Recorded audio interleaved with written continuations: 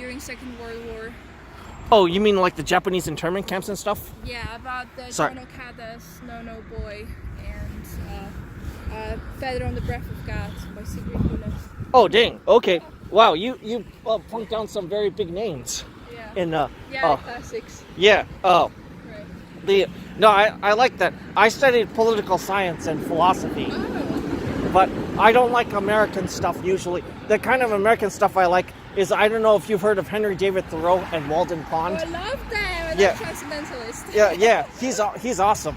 We had to read him. Like, most people didn't like him because they, it's like millennial idiots in this lower division English class. But I thought it was a breath of fresh air. I thought it was really relevant in today's day and age. There's other transcendentalists too. Like, have you seen the movie Glory? Oh, no. There's like these Boston like upper class people. Yes, The abolitionists, and they're really like transcendental philosophers. Oh, what's the title again?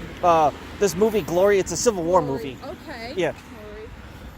Yeah. But the son of like a prominent Boston abolitionist becomes a colonel of the 54th Massachusetts Infantry, but one of his friends is a black, African American boy, and he couldn't be an officer because he's black. But unfortunately,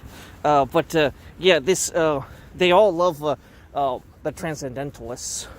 Right.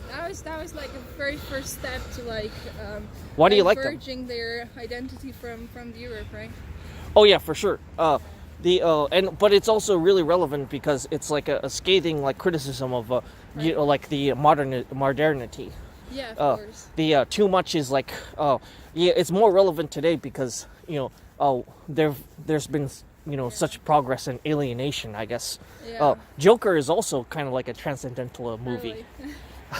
In what sense? I haven't seen it yet. In that it's like it criticizes the kind of like the fragment, like the social fragmentation within society. Yeah, I mean comes the from US always like, for whole history the US was divided, not just like between the nations and like racist stuff, but like at the same time how the very country was built, right? I mean by the capitalists, not at the same time, but the religious groups, so the transcendental and those who are just looking for the physical possessions, right? Yeah. So. Yeah, no, I agree with you, but my Mexican friend has a really like unique take on it because he's a devout Catholic and he's a conservative. Not a conservative, but he's like a monarchist. He's like far right, but he says that the United States is founded on heretical, kind of like the Enlightenment type of the what do you call that? It's a Protestant heresy. It's like in that way it's a satanic country because it was it was founded on like Freemasonic principles. Oh. Yeah, I get what you mean. Yeah, I mean, when you think about it, they were like against the very like root of the religion that was in England at the time, right? Oh, for sure. I guess it's the next step.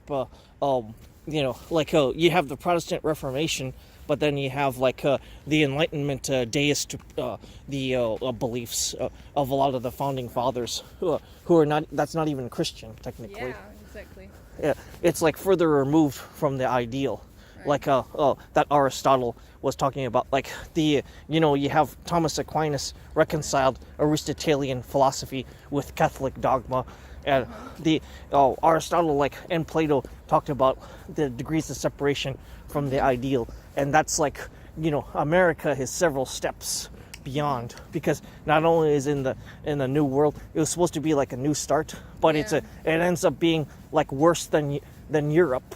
When you look at it right now, it really is. It was a process that was deliberate, and it was not meant to be. It was like like the new Atlantis, according to these evil manipulating people. It created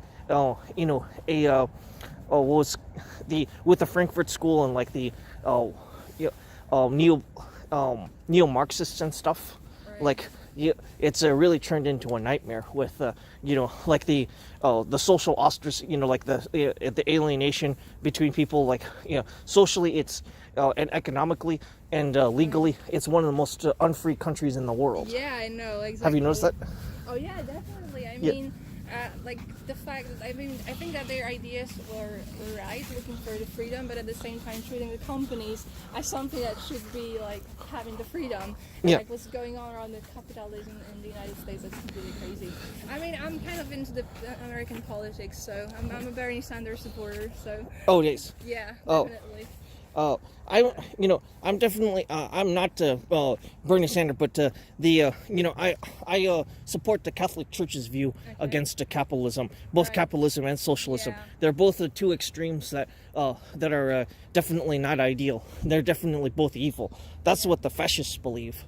Yeah. In the day, there's both abuses, both in free market capitalism and Yeah. socialism. Right. It was the politics of the future. I mean, what happens now to the religion in the United States being associated with far right is like really damaging to the very religion, right? Yeah, but that's evangelical Christianity. Yeah. I don't even consider that Christianity Honestly, because I'm an atheist, I'm not like really strictly into religion. I just, are you telling me you don't go to mass across there? no, of course not. Oh. No, really, no. Oh, the atheism I take to be like a very extreme position. I mean, you could call it agnostic, but like I rather like calling myself an atheist because it's like a stronger statement. Just because people don't understand what I mean. Like that maybe I don't totally negate the existence, but I just rather like to assume that it's just doubtful. That's how I approach that. Well, atheism as a worldview is kind of like it's not logically congruent because it assumes that the universe is eternal. But science proves that it began in a finite point in space and time. Yeah. And then like universes, the physical universe is run by energy, but energy is like, according to like laws of thermodynamics, like second law is like energy can only go from usable to unusable. And then there's like a certain point where there's not going to be any energy left in the universe. Therefore, if that's the worldview that you subscribe to, there's like a nihilism in that, because Well, maybe not that far. I wouldn't say. Oh, I'm like a little afraid of bikes. I hope you don't mind. Yeah, no, of course not. Okay. Do you think the universe is eternal? It always existed? No, of course not. There was a great boom. Yeah. It just happened. Yeah. Some things just happen, and you have no explanation for that. Yeah. Like these ancient religions, like I take it as like science is just starting to catch up with these ancient religions. The assertions that like the Kabbalah and like the like the Bhagavad Gita. Actually, You can mispronounce it because I'm probably not going to recognize the name. I'm not familiar. Oh, that was like the ancient Hindu text. It's actually referenced in that's actually referenced in Walden Pond. Yeah, it's like the it's like the alternate spirituality of the transcendentalists. Like the Tao figures prominently in some, but in Christianity too, like Thomas Aquinas said that you can't go back ad infinitum. It's like anything that's created must have a cause, and this cause, God initiated the process of creation because but he wasn't created himself because he lies outside the space and time. He's the Alpha and Omega. Well, actually, I think I do believe in some coincidence, and I do believe in things happening without a reason. So maybe that doesn't speak to me that much. I mean, like